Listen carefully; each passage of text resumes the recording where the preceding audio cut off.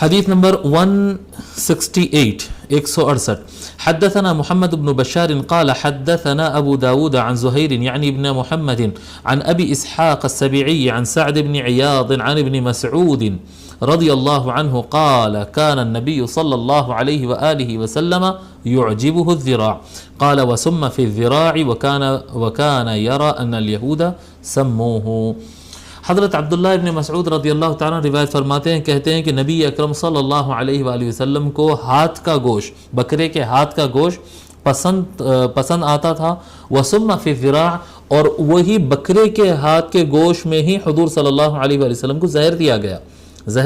یعنی یہ ایک واقعہ تھا کہ مدینے کی ہی رہنے والی، یعنی مدینے کے قریب میں ہی رہنے والی ایک خاتون خیبر کے کچھ لوگ سے، خیبر کے جو یہود کا جو کیا کہتے ہیں دشمنان اسلام کا گڑھ تھا، وہ سازشوں کا گڑھ، ان سے بات چیت ہونے کے بعد ان کے مشورے سے حضور صلی اللہ علیہ وآلہ وسلم کی ایک دعوت کی خاتون، یہودی عورت تھی، حضور صلی اللہ علیہ وسلم کو دعوت دی. حضور صلی اللہ علیہ وآلہ وسلم تشریف لے گئے، یعنی آقا صلی اللہ علیہ وآلہ وسلم غیر مسلم حضرات کی دعوت پر جاتے تھے اور ان کے پاس گئے. اور کیونکہ ذبیحہ یہود اور عیسائیوں کا، کرسچن کا اور یہود کا، جیوز کا جو ذبیحہ ہوتا ہے وہ اسلام میں جائز ہے، وہ اس کو کھا سکتے ہیں،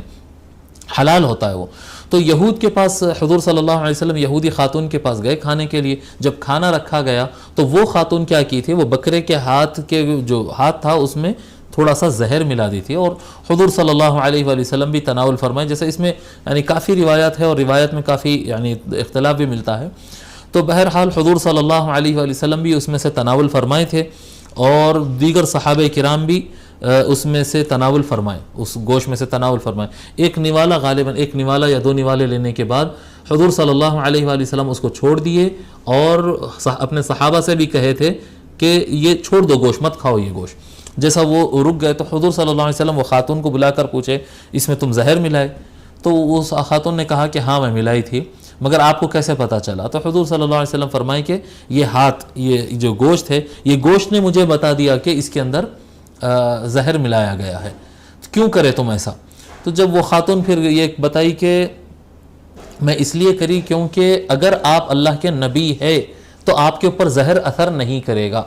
اور اگر آپ اللہ کے نبی نہیں ہیں تو آپ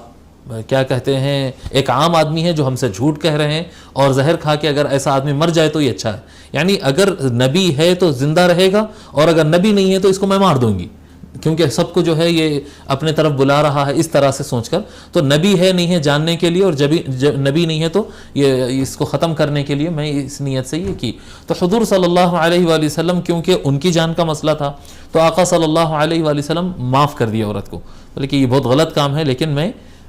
اس کی سزا میں تم کو معاف کر رہی ہوں، مجھے زہر دینے کی جو بھی سزا ہو سکتی تھی میں اس کو معاف کر رہی ہوں. لیکن بعد میں جو ہے اور جو صحابہ کرام میں سے کچھ افراد اس کو تناول فرما لیے تھے، اس میں سے ایک دو صحابہ تھوڑا زیادہ لقمے لے لیے تھے. ان میں سے غالباً ایک یا ایک سے زائد صحابہ کا انتقال ہو جاتا اس زہر کی وجہ سے، شہید ہو جاتے وہ زہر کی وجہ سے. تو بعد میں حضور صلی اللہ علیہ وآلہ وسلم اس کے وہ جو صحابہ انتقال کر جاتے ان کے خاندان والوں کو بلا کے پوچھتے اب آپ لوگ کی مرضی، میرا جو مسئلہ تھا اس کو تو میں معاف کر دیا وہ عورت کو، لیکن آپ کے خاندان کی جو افراد مرے ہیں آپ لوگ چاہے تو دیت لے کے ہرجانہ جو ہوتا ہے اس کا خون بہا جو ہوتا ہے وہ لے کر معاف بھی کر سکتے ہیں، نہیں چاہے تو آپ لوگ سزائے موت بھی اس کو ہو سکتی ہے، کیونکہ اس نے قتل کیا ہے اور زہر ملانے کا خود اس نے اعتراف کیا ہے.